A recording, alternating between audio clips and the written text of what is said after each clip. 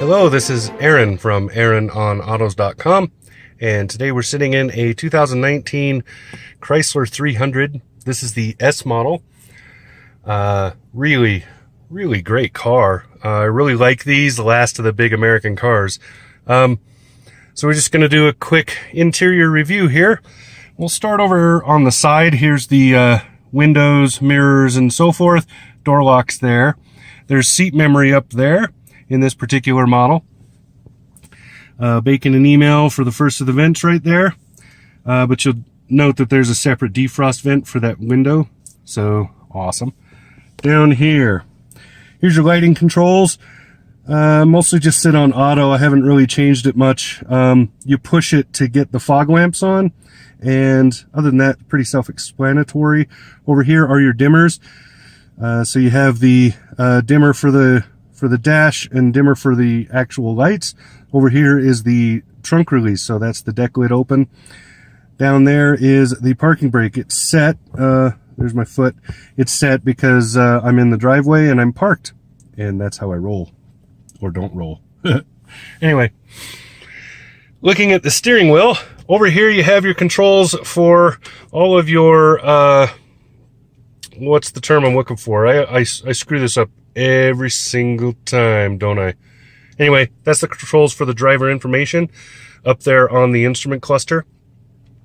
Pretty straightforward. You move it around, you just click OK. Down here here's the phone and the hang up, and then there's the voice recognition.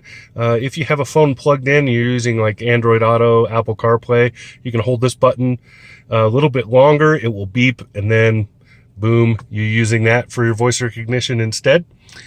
Over here are cruise control stuff. So something unique to Chrysler, Jeep, Ram, Dodge products. There you go. Chrysler, Jeep, Ram, and Dodge. Something unique to them. You'll see this on a lot of the screens or a lot of the steering wheels. This is your adaptive cruise on and off. This is regular cruise on and off. So if you get in the habit of just hitting this, you're not going to be using adaptive cruise. If you get in the habit of hitting this, you will use adaptive cruise, and then these will be your width margins, so how far away you are from the car. So you go smaller there, bigger there. Pretty simple on that. And then set, resume, and so forth all right here. This has paddle shifting, and it moves with the wheel, which is a good thing. I hate it when they mount it on the column. And then this being a Chrysler product, there's nothing, no dongle. Everything is over here. Washer, wipers, etc. And turn signals. Signal turns, because you signal and then turn. So pretty obvious. You turn this to make it run. You go back, so that way for the brights, you can pull it towards you for temporary brights, like to flash somebody, and you push on this to mist the windows and clean the windshield. That's all you need to know. That's everything. Looking at the instruments, see if I can get the whole thing in the frame close enough. So over there you have tachometer. Over here you have a speedometer. You notice there are no Canadian numbers on here. It's American only. Even though this car is actually made in Canada. Go figure. This is the driver information screen. Right now I have it on this because I like the digital speedometer. It's quicker and easier on the eyeballs while you're driving. Here's fuel over there, engine heat over there, and this is telling you like the lane keep assist is on and a few other things. And then I will flip through really quickly. So you can look at a few things, just some of the things have been going on. Here's my average fuel economy for how many miles did I put on this? About 150 miles.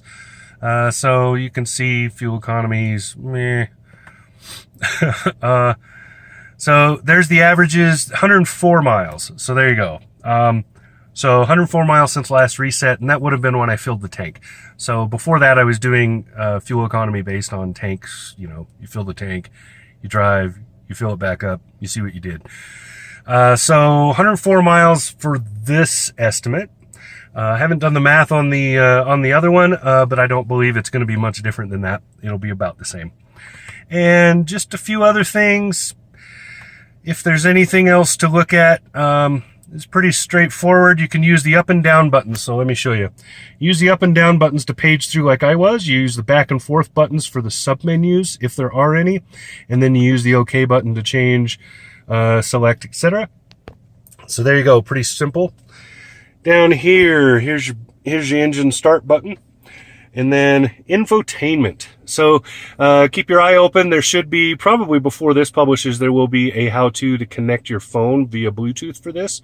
It's a pretty simple process. And it works in all of the FCA products. So everything but Fiat and Alfa Romeo, I believe, are using this Uconnect system. So again, that's the four. Boom, four. Chrysler, Dodge, Jeep, Ram. Analog clock, because this is a premium vehicle. Anyway, sometimes, you know, just those inside jokes. I don't know. So this is the infotainment screen. Easily one of the best in the business. There's a lot of options here. So the apps right now, you can see what you can do quickly. So climate controls and so forth, a few other things. There's a rear sunshade. It opens and closes, but it doesn't totally cover the rear window. It leaves a top gap up here because of the curve of the roof line.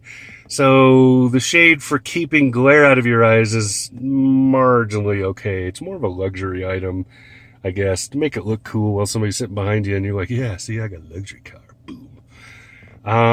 You can access a lot of this stuff right here too. So you see here's the rear shade, here's the seat heating and cooling and so forth. So lots of stuff on here. It takes a little time to get used to it, but not that much.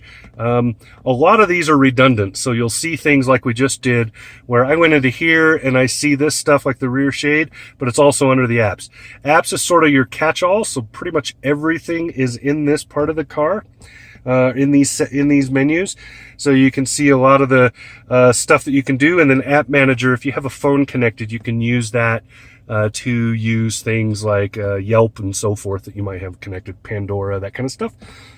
And then that will also show up here. So if you have, say, Pandora connected, I don't tend to use those streaming services, but I have tested them. And so if you want to use them, say, in here, then it will show up as one of your sources. So you can just quickly choose a source and boom. So right now, we got AM, FM, and Sirius, right? If I go to... Okay, so the media button. Use that. If you have Pandora, etc. listed, it will show up as one of the options off of your phone right here. Pretty cool. That's about all we got for infotainment. Moving along, down here we have the climate controls. Again, really straightforward, simple to use. Here's your Dukes lights in the middle. This mutes the radio, which is awful useful because this actually turns that off, which is also useful. So if you don't want that glare in your face, you can turn it off just using that. So right now all the climate controls are off. Up here you have a few other things. So this engages sport mode, changes the transmission mapping a little bit so you get a little more response. This is the lane keeping. This actually turns it off. This is parking sensors and traction control. And then you tune here, volumes over there. Down here's the climate I was trying to talk about before. Screen off, by the way, so you can also turn the screen off there without turning off the whole system. So this turns everything off. So right now I have no Bluetooth connection, nothing. Up here, this just turns off the screen. So you're driving at night, you don't want that glare in your face. There you go. Climate controls, back to it again. Here's your defrost, and most of it's pretty obvious. I don't think I need to explain it. Down here's a nice little bourgeois cover, and underneath, this is a great spot to drop your phone. Most phones will fit in there unless you have like a tablet size monster. It will probably fit in there. And then over here you have a nice 12 volt. I'll show you some USBs in a minute. They are not located there. FYI. Here's the dial shifter, just like that. As a precaution, I noticed this just this morning. If you have it in park, you start the car and the driver's door is not all the way shut, you can shift into drive all you want. The car won't go anywhere. So pay attention to the warning lights. It took me like 2 minutes to figure out why it wasn't moving. And it was purely because the door was slightly open. Go figure.